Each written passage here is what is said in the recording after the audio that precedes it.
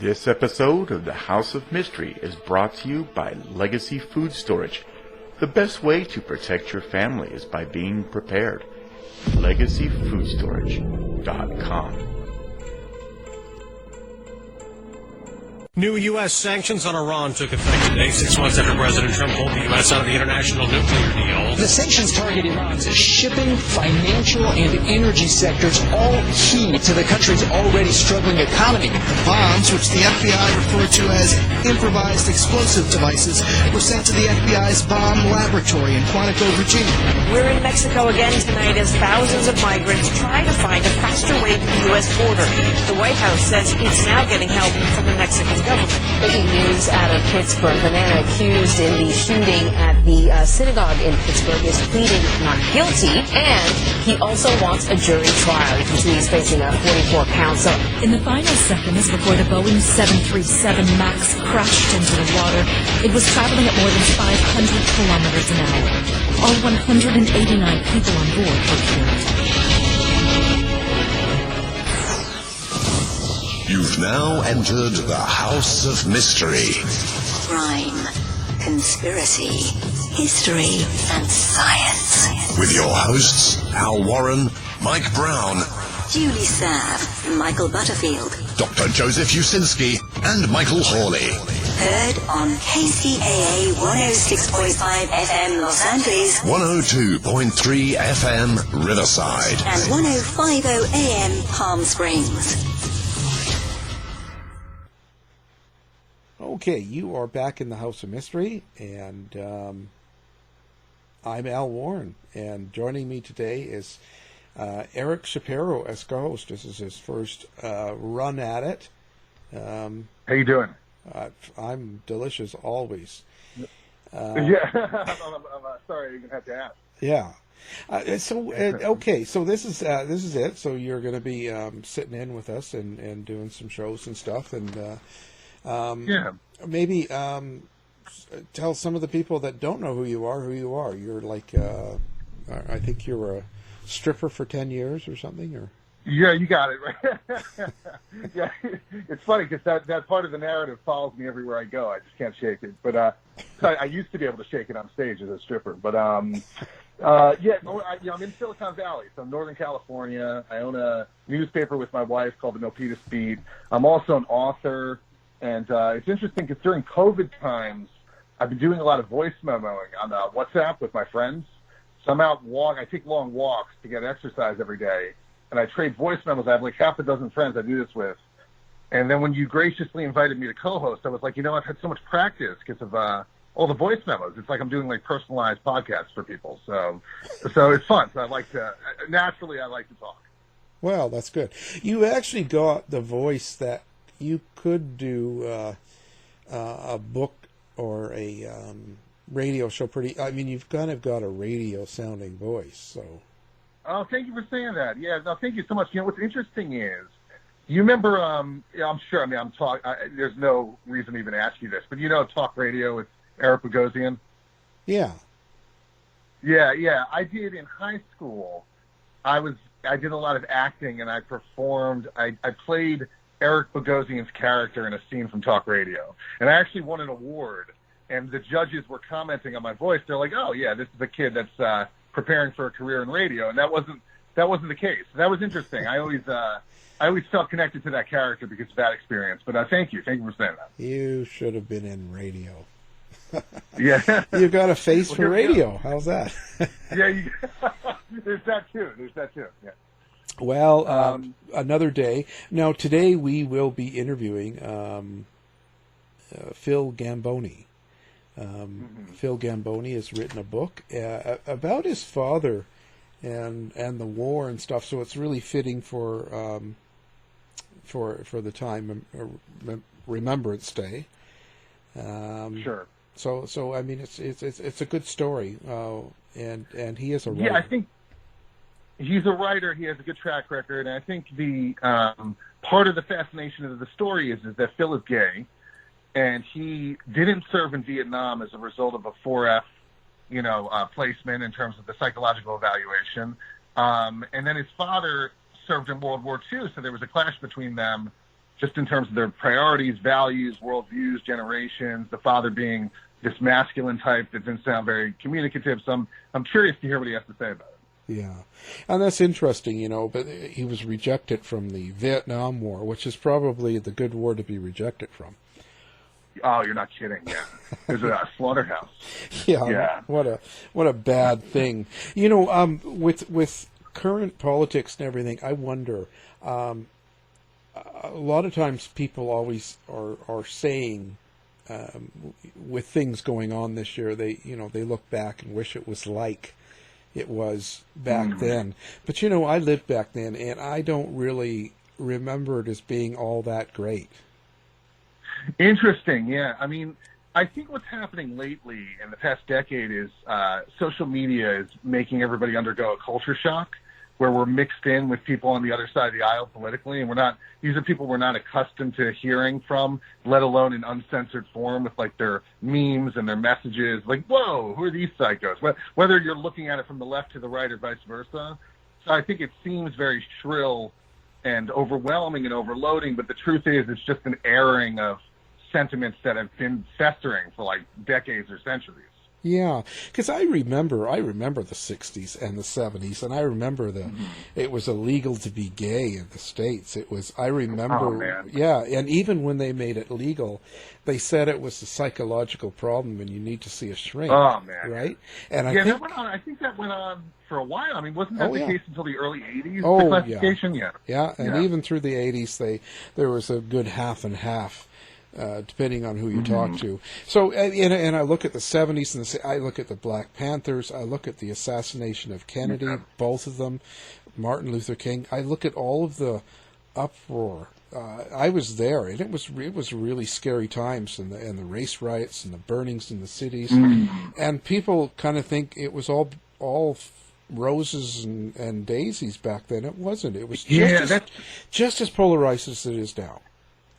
Interesting. Yeah, huge upheaval. I was born in 1978, so I missed it. So it's interesting to hear you say that, because I can absolutely understand when it gets digested by like Hollywood. The 60s got kind of romanticized, especially in contrast to the 80s and 90s, where there was a lot of financial growth and a lot of growth in real estate and Reaganomics, and it was just this real economy on steroids, and our values, and not much in the way, there was a Cold War, but there wasn't another Vietnam, things like that. So it was relative stability. So you look back on the 60s and 70s, and the attitude was, oh, what an exciting time it must have been. Now here we are in another time of upheaval, and it's like, all right, FYI, upheaval's not really fun.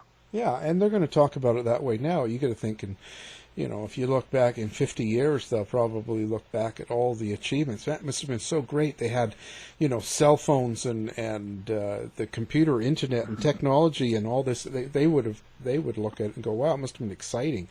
But they're not here picking up all the subtleties of what's going on in day-to-day life. And I noticed it. You're so right. I still remember things, and I just cannot tell you how many things happened. And it seemed, Charles Manson, I could just go on. There was so much stuff happening, the Woodstock, and all of these things were not thought of as good. I mean, peace, love, hippies, that was like totally the wrong thing. Like, they and pot and all that. You got to look at how they looked. It was all like, this was all the devil, and we're all going to die. And it was just it was a huge culture war. Yeah, it's so interesting. It's eye-opening to hear you talk about this, because my wife is black, and she's mixed race. She's black and Asian. And I always think but I haven't thought about it in a while, because it's the privilege of not having lived through that upheaval. Interracial marriage was banned until when? Like the late 60s, I think? Oh, and even then, you get seen with a black woman in the 70s. Oh, yeah. Oh, my God. Terrible. Yeah. It would have been, and it still goes on, okay? When I was living in Portland, Oregon, we had a fag hag, a girlfriend that used to come visit, and she got a job for Dyson Oil, and they sent her to Dallas, and then they sent her to Oklahoma City, and she was a rep, and she was in that office, and there was a black rep there. And she was from Canada, and so he was like real friendly and said, I've never been, and I'd love to hear about Canada and what's it like and all this stuff. And she said, sure, let's go for coffee. So they went out and had drinks, and then she told them all about Canada. The next day when she was back in the office, there was people that wouldn't talk to her, that didn't want her to touch her. This is modern times, and they thought because maybe she might even have slept with them. Oh my God! Yeah, it's just staggering, especially when you don't. It's just hard to relate to when you don't operate that way and when your head isn't there. Yeah. Like, and I always feel naive. I feel naive that it continues to stagger me, especially with what we just went through in the States. Or hopefully it is going to be in the past tense soon with Trump and all this, outward racial divisiveness and race baiting on the part of the president. I just feel like a total moron that it continues to shock me. But like you said, it's everywhere. And I remember, I was going to say when she called me, she was like, I don't know what to do. I don't know because she's totally out of the blue coming from a place in Canada, and she didn't realize that happened still. So it's amazing. Yeah. When I first was dating my wife, which was the late '90s, we were in Boston at Emerson College, and we would get on the T, which was the subway, and it was pretty. I mean, I'm a Jewish kid, so I'm accustomed to being minority, but it was pretty new and staggering that I was dating and falling in love with a black girl. I mean, that was definitely something that struck me by surprise. Not that I had ever ruled it out, but it was like, okay, this is a new experience. It was a bit wild. We've been together for 23 years now. So in those early months, I remember we'd get on the subway together, and this was like 1997. And the old men, the old Irishmen, the Bostonians on the train, forget it. I mean, and these are guys with, hard hats, and they have their metal suitcases, their lunchboxes, and they would give us the dirtiest looks. I was like, wow. Like, that was my first, because being Jewish, I've had experiences with anti-Semitism, but I'm also white, so it's not like, it's not like a straight-ahead thing. It's more veiled. I don't look Jewish. So, but with that, I was like, I always have had experiences like that alongside of her. Like, it's just like, it's completely despicable. Yeah, it's just, I've never really, I think it's pretty naive in Canada because we kind of grew up without having it. And I grew up between Seattle and Vancouver, and I remember my first job in Seattle as a waiter back in the 80s. And the head waitress was training me, and she comes up to me and she goes, her name, I can't remember it now. It was a really unusual name. And she came up and she said her name, and she said, yes, I'm not Jewish. That's a religion. I'm Israel. Mm-hmm. And it was like, and I really took me back because I never even thought about it. And right, yeah, she's making excuses. Yeah, and the first thing she has to tell people is when she told her name, she said, and I'm not Jewish. I'm from Israel. Oh, okay. Oh man, yeah, amazing. Yeah, I was like, holy cow. That just it's like what is she carrying around? Like, yeah, it's terrible what people do to each other. I mean, I've had like the inverse experience because my last name being Shapiro ends with an O, and I look Italian. My sister looks Italian. People think we're Italian still to this day. So there's a presumption, and then I definitely had the experience where it's not, religiously I never felt too connected to it. I was bar mitzvah, but it is a cultural identity. We're a people that I feel proud of. I feel connected more to that. And I've definitely told many a person, like, oh, I'm Jewish. They're like, what are you, Italian? I said, oh, no, Jewish. And they take, like, an invisible step backwards. They're like, oh, shit, like, we got a problem here. Like, he's gonna reach into my pocket and steal my wallet. And it's just like, it's so much stupidity. I still don't get it, actually. I still don't get the Jewish thing because... I don't care about, what difference does it make in the sense, if anything, when you find out things about someone, I'm a little more interested in the culture. I'm a little more interested in how they see the world and what they think. And it doesn't mean you have to hate them because they do something different. And, oh, definitely. It's like, what I always revert to, and I always have to remind myself, and I'm sure you're in the minority percent on this, is that 80% of human beings, and they've studied and tested this along different metrics, 80% of people are conformists. So you got to figure, ideas that are tribalistic or herd-oriented are going to saturate large patches of people. And then, but if you're, like you're describing, you're more of an outlier, a bridge builder, a curious person, an eccentric. So those things are gonna, different things are gonna light up your grid in a way where somebody else is gonna be afraid. Yeah, I just don't get it. I'd rather find out about people.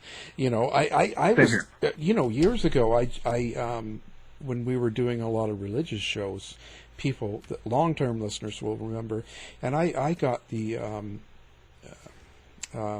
head of the Church of Satan, and we talked to him for 2 hours on the radio. No, because I was just like, I sent that's fascinating. I would like to talk to him too. Yeah, and I sent him a message and said, I want to find out, what is this? Like, what are you all about? And I learned so much in those 2 hours, and I found out so much from him and from the whole aspect of how they thought that I never thought I would have had a clue. But the thing is, I don't have to become a Satanist to understand it, or I don't have to. It's just, freedom is we're all supposed to be living in the country and pay our taxes and follow the law. And you can if you want to be in the Church of Satan, or you want to be Jewish, or if you want to be as an adult, you should be able to, and just do it. And I don't get this hating. I don't know, but yeah, I'm right here with you. It's always tied, woven very tightly with ignorance, and you never gain from being ignorant. And I learned that because I was a ghostwriter for many years. So I had all kinds of clients. I had clients that were convicted felons. I had people that had been on one side or the other of horrible crimes. And I started I'm sure you find the same thing with your guests. I started getting excited and exhilarated by the more different and out there and striking it is, like the more I just want to unpack it and find out more. It's like, wait, what? Because then you just become a wiser person, and we're also writers, so it helps sculpt our insight too. Yeah, it gives a better book. Speaking of that, we need to stop for our break, and then when we come back, we'll have Mr. Phil Gambone. Excellent.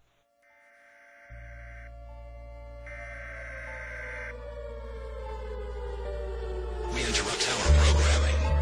This is a national emergency. Important details will follow.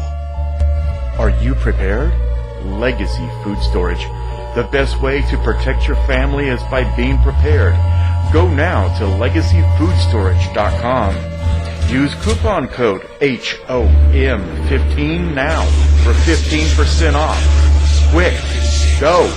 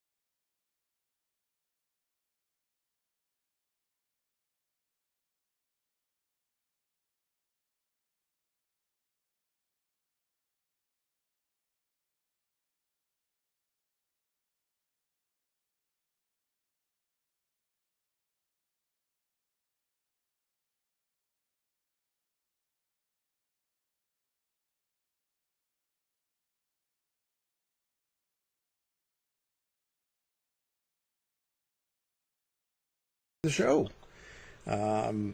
Joining us today is an author, and his book is called As Far as I Can Tell, Finding My Father in World War II. His name's Phil Gambone. Thank you for being here. My pleasure. Phil, let's start out. So, what drew you into writing this book? Why did you want this story to come out? Well, as I think many of your listeners of a certain age will recognize, my father, like so many veterans of World War II, very rarely spoke about his service.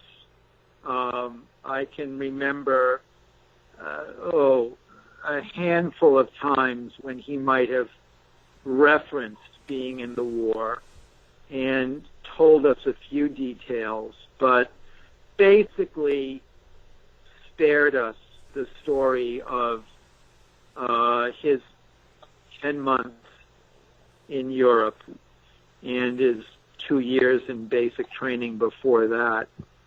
I once asked my mother, why doesn't Daddy talk about the war? And I'll never forget her answer. She said, your father says it was horrible and he never wants to talk about it. To this day, I don't know even if my mother knew how horrible his experience was.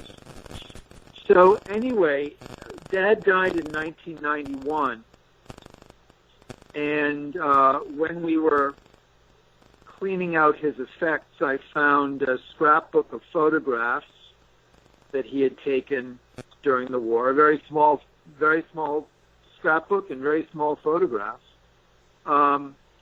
and 4 souvenir maps that the Army gave him at the end of the war to show him where he had been, because in so many instances, certainly the grunt soldiers, the doughboys as they were sometimes called, had no idea where they were or where they were going. They were just following orders. And I also found among his effects a book that had been published in 1950, 5 years after the war, which was sort of a semi-official history of his division. My father was in the 5th Armored Division. He was a gunner in a tank. So I kind of glanced through that stuff, wasn't particularly interested, put it in a box, and it wasn't until many years later, after he had passed away and after my mother had passed away, that I started thinking, well, what was his experience? What was it like to be in the war? Dad and I did not have much of a talking relationship. He was a taciturn man, even in the best of circumstances, certainly with us. And as a gay man, I had things I didn't want to tell him. So we kind of went through life not telling each other our stories. So it was only many, many years after he died and then after my mom passed away that I began to wonder, what was this all about? I then, in 2012, I guess, 8 years ago, went on the first of 3 trips to Europe armed with those maps. And with a friend of mine who had a car, traced his route across Normandy, the first part of his tour of duty in the war. And it was kind of an experiment. I thought to myself, if I'm going to get to know what Dad's experience was all about, one way I'm going to do this is actually to be in the field and to literally follow in his tank tracks from Utah Beach, where he landed 7 weeks after D-Day, through Paris. So that's what I did with my buddy. And I went home and thought, yeah, I really want to do this. I'm fascinated by already what I'm seeing and discovering, and I want to continue. So I made 2 more trips to Europe to complete his entire route. His division went all the way to the Elbe River. In fact, they were the division that was closest to Berlin when the war ended. And then I also made several trips to the various training camps where he trained for 2 years in the U.S. I also interviewed several men who were still living, who were part of his division, the 5th Armored Division. My one disappointment is that none of them had known my father or remembered him. So I never actually talked to anybody who knew and observed my father firsthand, but that was kind of part of the adventure of the research and part of the trickiness of the project was to piece together what his experience was like with very little information. A handful of letters, most of his letters home were lost, this scrapbook of photographs, about a dozen interviews I made with other guys in his division, and then my own research both in the libraries that I used and in the field. Wow. I was going to say, one of the things I have to ask is, because I feel this is true with me, do you think your father, do you think it was generational that he didn't talk about things? Because, back I could relate to that with my own father. And I think back in those times, the old John Wayne persona of men don't talk. You know what I mean? Like, things like that. I wonder if that was sort of how he was in general, or if it was just specific to the war. Yeah, I have the same exact thought. Yeah. In thinking about this, I've come up with several answers. I think, first of all, as my mom said, it really was horrible, and I think he didn't want to revisit it. I think in some ways he tried to push those memories and those experiences aside and get on with his life. I think it was also part of the ethic of his time and his gender, that men just didn't talk about emotional stuff. He was also a pretty laconic man to begin with. My mom was the storyteller. He was not. And then I think he also wanted to spare us, his sons. My mom and dad had 4 sons. I think he wanted to spare us the trauma of listening to those stories. So he was in the war before you were born. Is that correct? Correct. He met my mom. He met my mom about 6 months after he returned. He returned in October of 1945. He had to do 6 months of occupation duty in Germany. Came back in October of 40. Yeah. Go ahead. Sorry. No, he came back in October of 45 and met my mom in the winter of 46, and they were married in 47. As a little kid, do you have memories of being a little child and sort of seeing him as a formidable or intimidating figure, like before you even understood about his history in the war? Like, was your impression of him always as being somewhat taciturn and distant, or did that sort of form as you understood his history more? Wow, that's an interesting question. I certainly never thought of him as formidable. I did think of him as extremely competent in some things, and I talk about that in the book. He was a very modest man in a lot of ways.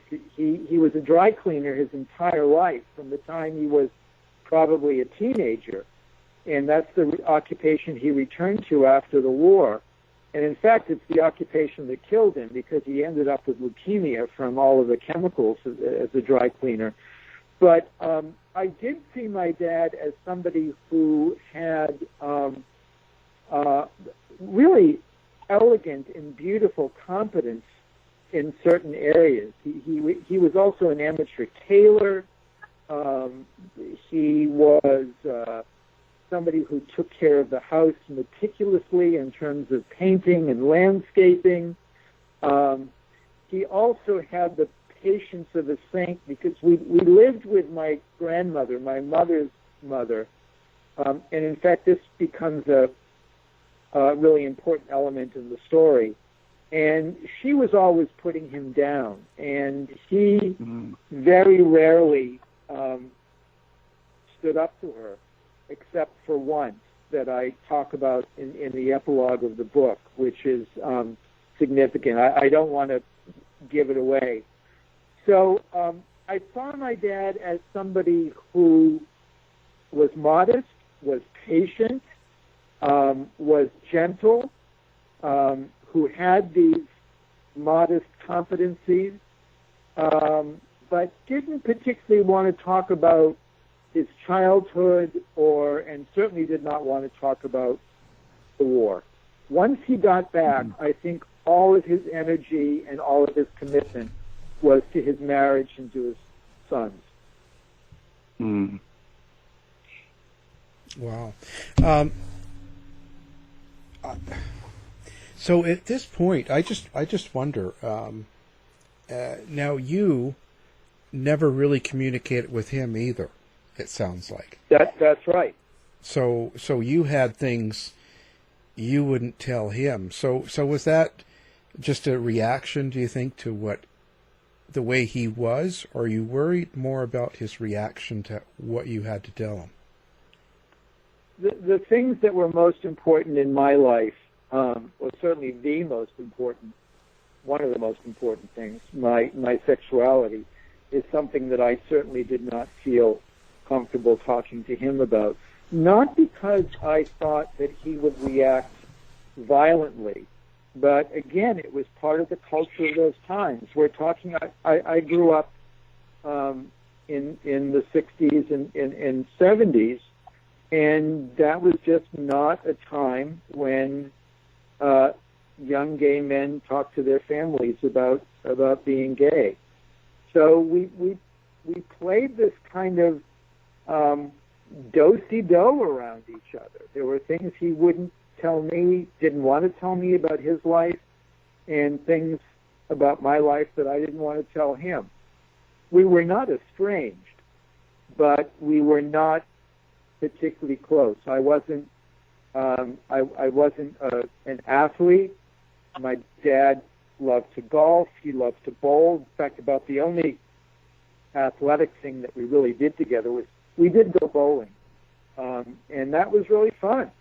I enjoyed those times with my dad. But in terms of, I never golfed with him, never played football with him, that kind of stuff. Just we went our separate ways. I was curious what Alan had said about the John Wayne thing, which was the exact thing that's been crossing my mind, sort of the strong silent type. I just wanted to ask a general question about just if this experience, having a father like this, left you with any particular feelings about masculinity in general. And when I say in general, I mean like the archetype. I don't want to say toxic masculinity, but just the John Wayne archetype, because I personally always struggle with that. I think it's a hindrance. Like, it causes a lot of destruction and exhaustion just as a mode of behavior, even though sometimes it helps to turn it on if you have to be tough or if you're in a conflict or whatever. So I was just curious about that, just as because you talked about athleticism, bowling. I'm just wondering if just masculinity as a theme, if you have comments on that.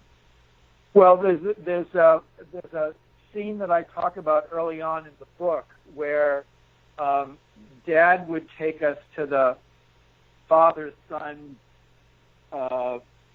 afternoons at the Elks Club, and I just found them intolerable. There would be baseball games or whatever, and then father-son dinners where we'd sit at long tables with other fathers and sons and shoot the breeze. And there was nothing about those events, the sports, the kind of food they served, the kind of conversation around the table.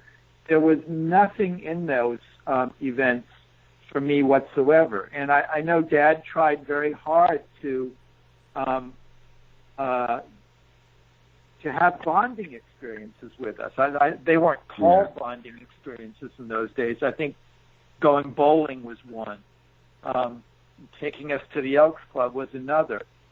By the time I got to be in high school, I was able to kind of weasel out of those events simply by declaring that I was too busy. I was busy with my studies. I was busy with a whole host of extracurricular activities which had nothing to do with sports or masculine kinds of things. I was in the band. I was in the orchestra. I was in the chorus. And to my dad's credit, he didn't push it. He let us each of us be who we were. There's another part in the book where I speculate about why Dad was so both tolerant of my own, the path that I was taking, and also when I finally came out to him, so accepting. And in part, it must have been because he knew some gay men in the Army. Not every gay man in the Army was expelled. Some rather outrageous gay men got to stay in. And there's also a family story about a distant cousin when he was growing up who committed suicide because he was gay. And so I think those things must, again, a lot of this is speculation, but I think those kinds of experiences, and just the fact that my father was a gentle man, allowed him to let me have my own path. And that's something that I didn't really fully appreciate, the gift he gave me of letting me be who I was, until I started writing this book and speculating about my dad. So so when someone comes and buys your book and takes it home and reads it, at the end of it, is there a message or something that you want them to get out of it? Well, there were lots of questions I was pursuing in the book. In fact, I'd say that the book is two narratives that intertwine and interweave. The first narrative, of course, is just to try to reconstruct what my father's experience was like in the war. And although I certainly talk about battles, the book is a lot less about battles than it is about the emotional experience of the war. The second narrative is what it was like for me all those years later, to be there in Europe, or to be there in the Mojave Desert in California where he was doing some of his basic training, or to be up in Camp Drum, New York, on the Canadian border where he did some more of his basic training. To be in all of those places and have my own feelings and experiences and thoughts. This especially came out when I went to Europe. And there I am on the very roads where my dad was, in the very villages where my father was, thinking about Europe, thinking about European history. In many cases, I was in places where not only my father had fought, but where other wars had been fought. So thinking about the 100 Years' War, thinking about the 30 Years' War, thinking about some of the religious wars of the Middle Ages and the Renaissance, thinking about civilization. What does it mean to be civilized? What does it mean to protect civilization? What does it mean to be in a place that was completely decimated and have to start all over again? I'm a huge fan of Europe and European culture, but on the trips I made in conjunction with this book, I was looking at Europe in a very different way than I was when I was a quote-unquote tourist. I was looking at things that I never would have looked at before. Cities in Germany completely rebuilt. German war cemeteries, American war cemeteries, things that I never would have paid much attention to before. So that was the second narrative of the book. What was it like for me to follow in Dad's tank tracks and to have these thoughts and these feelings? Is there a conclusion that I came to? Certainly along the way, I was surprised at some of my own emotional reactions, certainly surprised at my admiration for the patriotism of the soldiers, for the bravery of the soldiers, for their willingness to simply do their duty. Did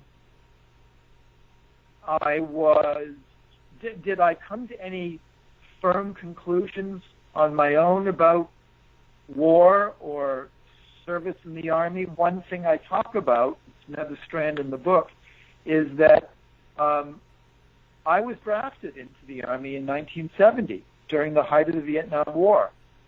And I passed all of the physicals until I got to the Army psychiatrist and told him I was gay, and 3 weeks later I had a 4F. My parents did not know the reason why I got a 4F. They thought it was for a different medical reason. And so one of the questions that I pursued throughout the book was, could I have fallen in with Army life and combat life had I gone to Vietnam? I never exactly answered that question. I wanted it to kind of hang as a speculation rather than as a question that I wanted to have a firm answer to. Another question was, is there a cause for which I would be willing to lay down my life? And again, I never quite answer that question definitively, but it's a question that I speculate about over and over again as the book proceeds. What do you think? For me, every time I write a book, I always learn something about myself, sometimes more than I expect. Did you have that same sort of thing happen to you writing this book? Absolutely. And I think the thing that I most learned was, and I know this is going to sound trite or cliched, but tremendous respect for my father.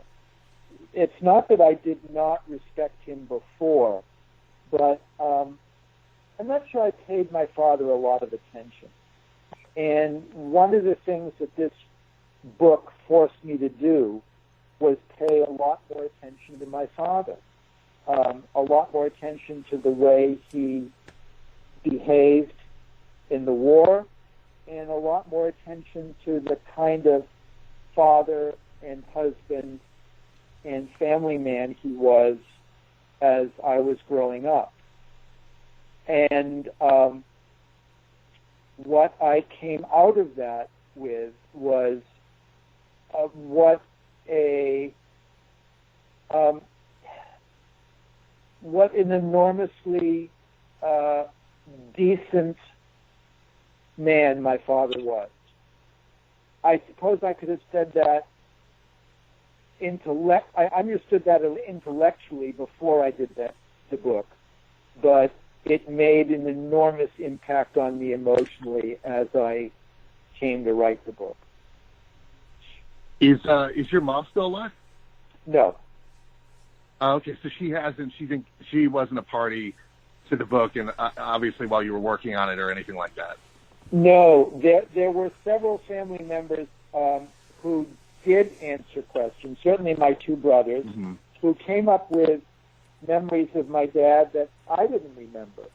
And then some cousins who also had stories to tell me. In fact, one cousin was the one who told me that he went to the only reunion my dad ever went to of his division was, I think it was in 1963.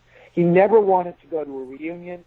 He never wanted to go to any veterans organizations. He never accepted any veterans benefits.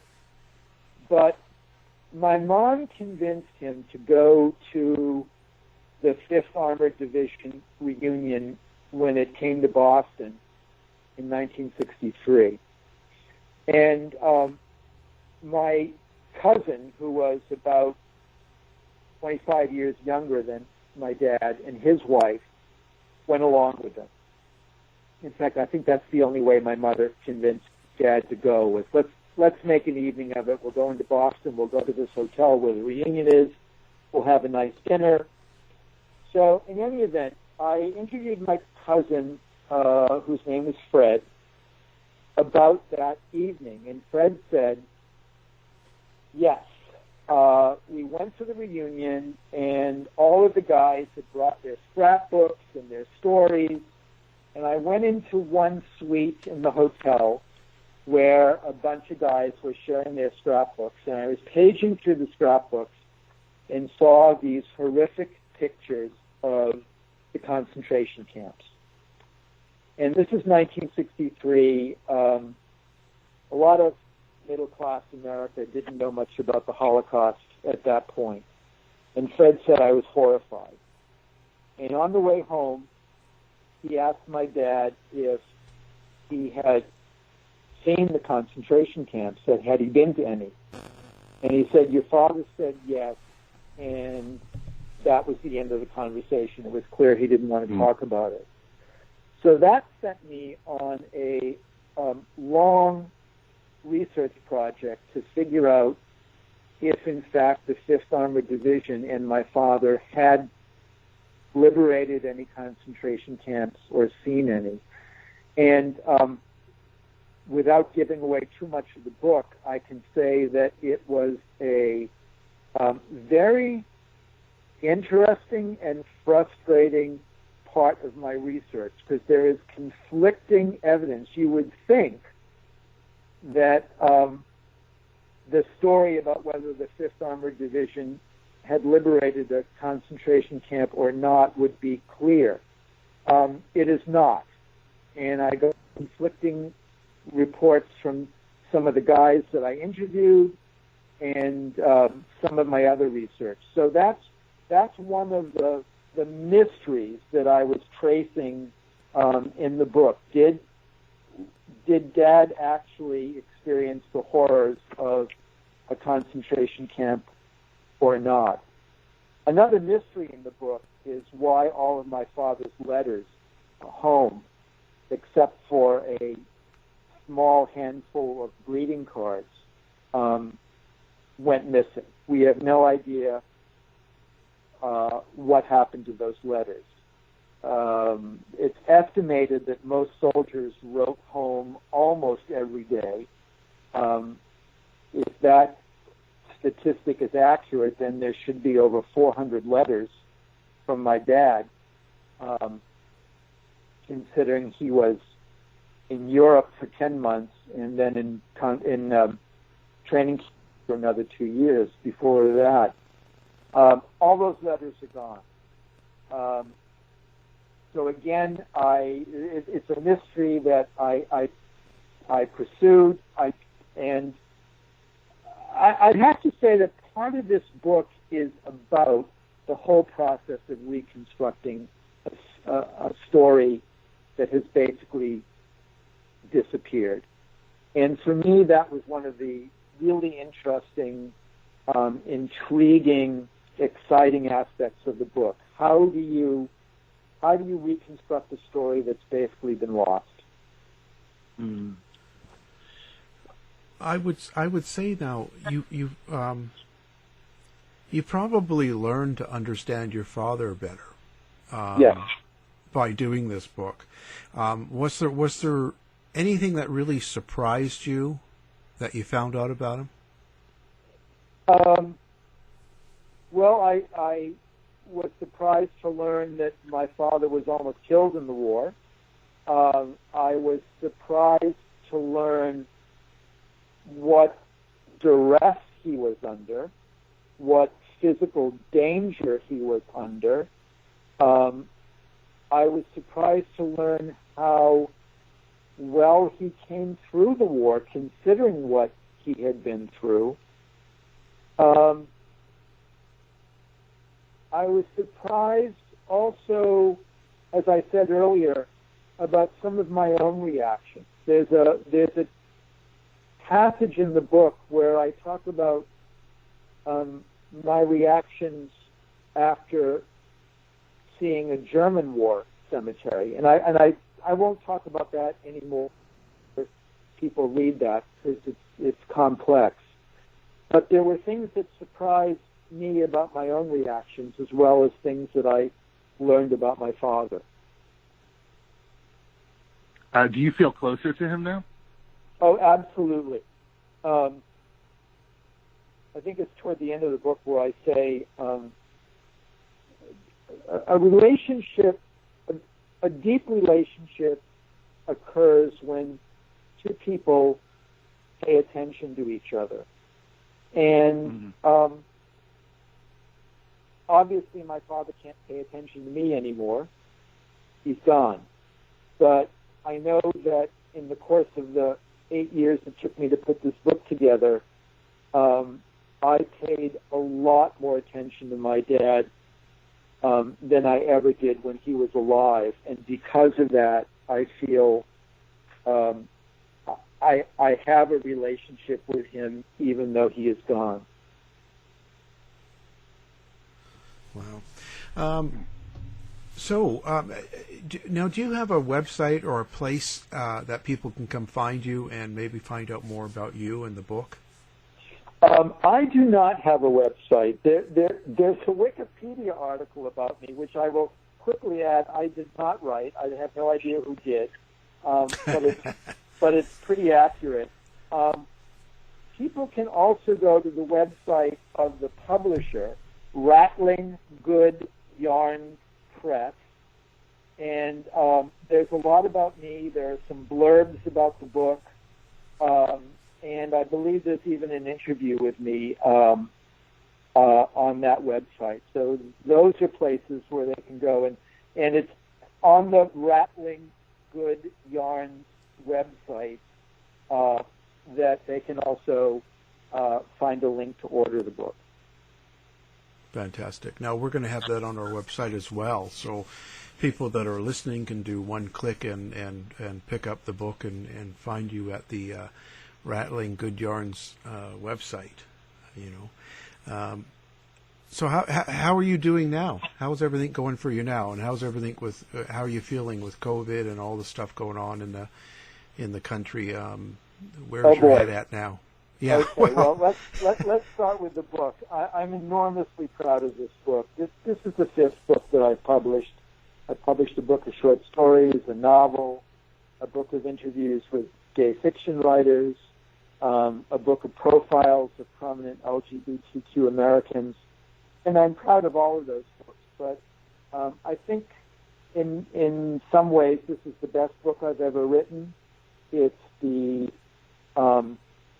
book that took me the longest to write, and whenever I did a lot of work with the publishers this past summer and fall, editing and proofreading the book, and there was never a time when I felt, oh my gosh, I could have said that better, or why did I put it this way or that way? It feels as if I said and told the story just the way I wanted to. So I'm feeling really good about that. I'm already working on a new book, a new collection of short stories. It's going to be a collection of short stories about older gay men.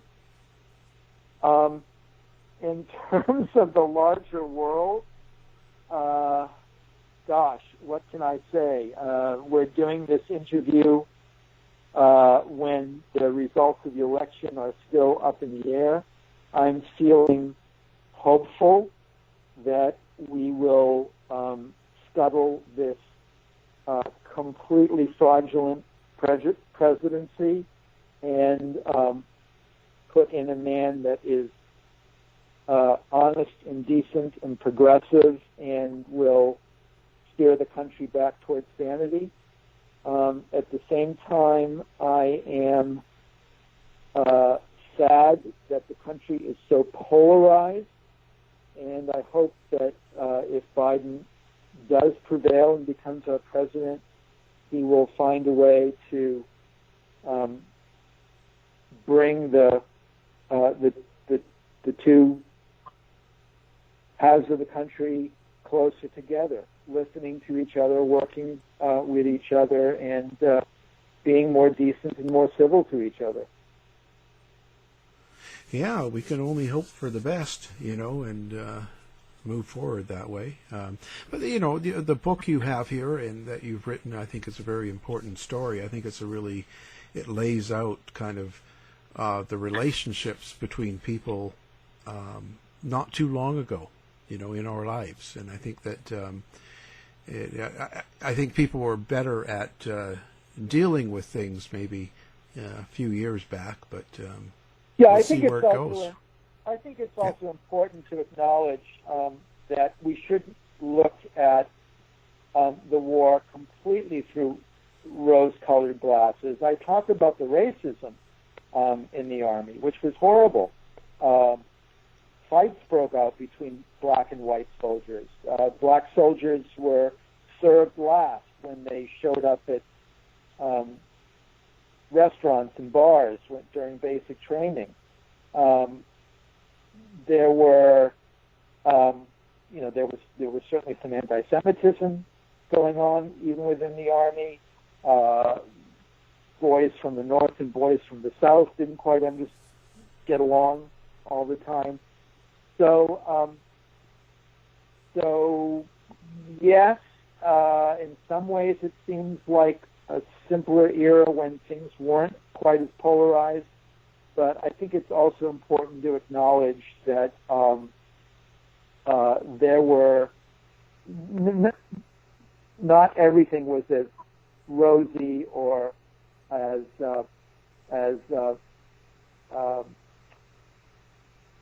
calm as we would like to think.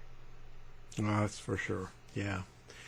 Well, it's been a great conversation. Our guest has been Phil Gambone, and the book we're talking about is As Far as I Can Tell, Finding My Father in World War II.